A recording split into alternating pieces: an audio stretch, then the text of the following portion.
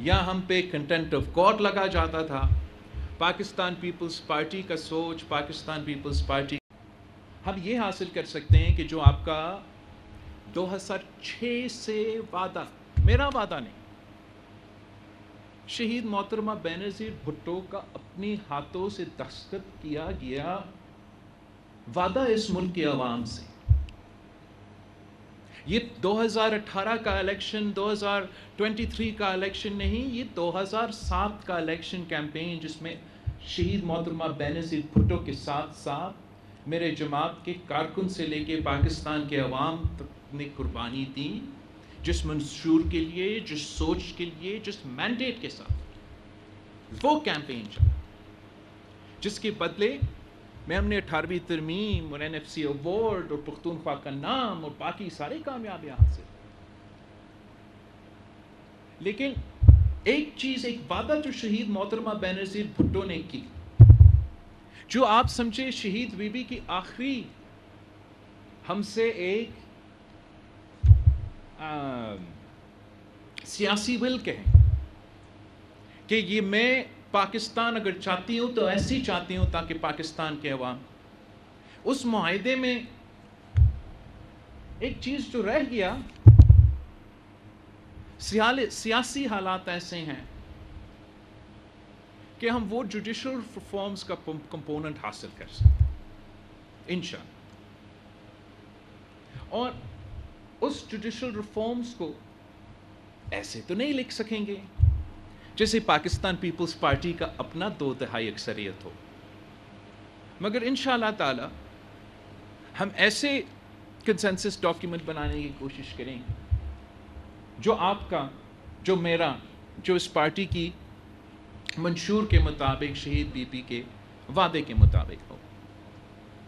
اور یہی وجہ ہے کہ اس وعدہ کا پورا کرنے کے لیے میرے آپ کے ساتھ کی ضرورت ہے. اور میں سب سے پہلے آیا ہوں تو وکلاء کے، اور وہ بھی پیپلز پارٹی کے وکلے کے پاس، جو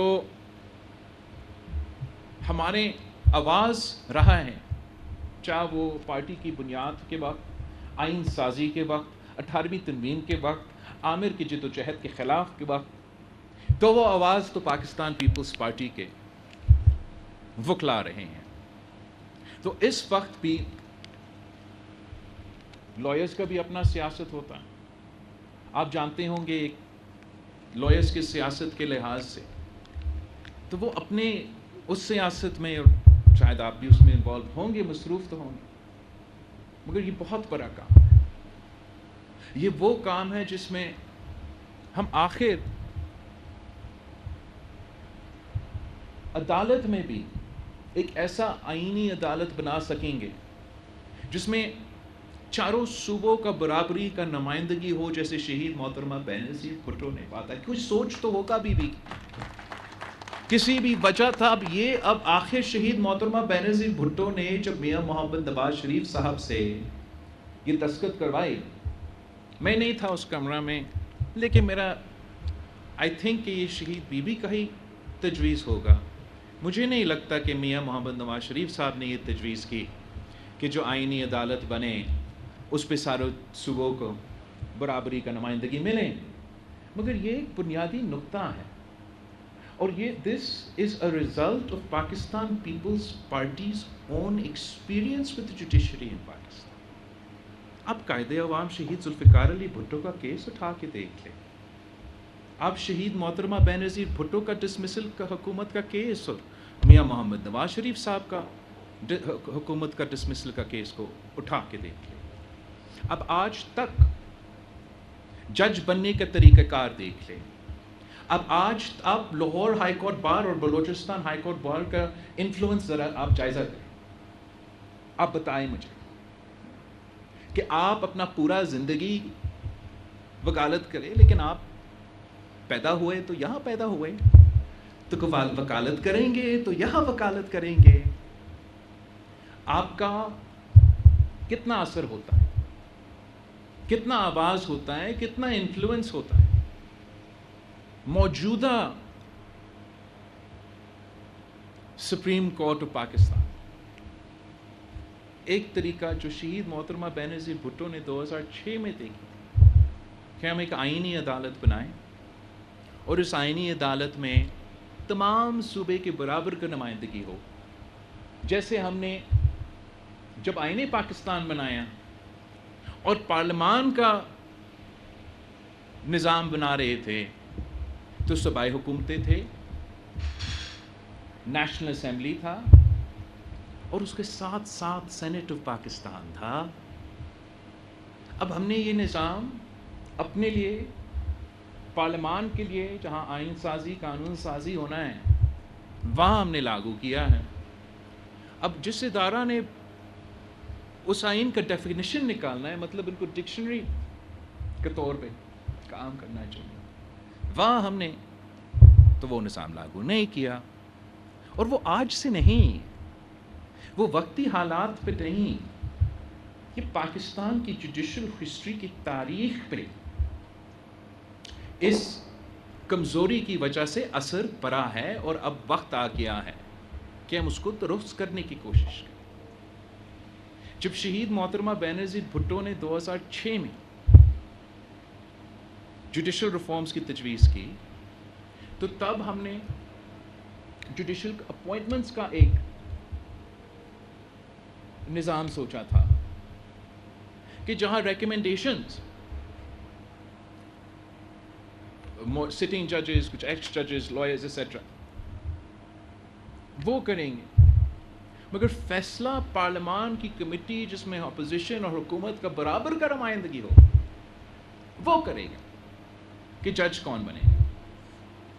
اینڈ اگر وہ کمیٹی 2/3 اکثریت کے ساتھ کہتا ہے نہیں تو جج نہیں بنے گا.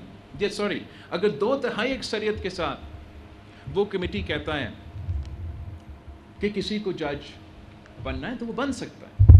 اگر آپ اس برابر والا کمیٹی میں 2/3 اکثریت حاصل نہیں کر سکتے ہو تو جج نہیں بن سکتے. تو پارلیمنٹ کو ہم فورس کر رہے تھے کہ آپ کنسنسس میں. تو اب یہ 18ویں ترمیم کی بات ہے, اس کے بعد پھر 19ویں کی ترمیم کا, سب کا آپ کو اس کا ہسٹری کا معلوم. پاکستان کی عدالتی نظام نہ دہشت گرد متاثرین کو انصاف دلوا سکے. وہ کہتے ہیں کہ آپ کا قصور ہے کہ لائرز جو ہیں جو پروسیکیوٹ کرتے ہیں تو برا پروسیکیوشن کرتے, ورنہ تو ہم انصاف پر انصاف دے رہے ہوتے.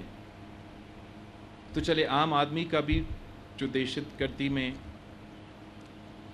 وکٹمز ہوتے, آپ ان کو کہہ رہے ہیں ان کے وکلا صحیح نہیں تھے, میرا بھی شاید وکلا صحیح نہیں تھے کہ شہید محترمہ بینظیر بھٹو کی کیس میں چلے وکلا سے کوئی تو کٹھائی ہو سکتا ہے, مگر پاکستان کے جو دہشت گردی کے حوالے سے کنوکشن ریٹ ہے آپ اس کا کمپیریزن کریں. اگر میں کہتا ہوں کہ آپ کا قصور 50% ہے, کیا ملوث ماننے کے لیے تیار ہوں گے کہ 50% آف کیسز میں وہ سزا نہیں دلوا سکتے؟ تو ہم کیسے دہشت گردی کا مقابلہ؟ میں جانتا ہوں کہ اس وقت جس کمیونٹی سے آپ تعلق رکھتے ہو, خاص طور یہ شاید اتنا پاپولر ایک موقف نہیں ہے, اور میں یہ بھی جانتا ہوں کہ جس طریقے سے ایک زمانے میں ہمارا PLF معظم تھا, آرگنائز تھا, وہ بھی ہم نہیں. میں یہ بھی جانتا ہوں کہ پارلیمان میں میرا 2/3 اکثریت نہیں کہہ پائی, مگر یہ شہید محترمہ بینظیر بھٹو کا وعدہ ہے, میں نے دل و جان محنت کرنا ہے کہ یہ وعدہ پورا کروں.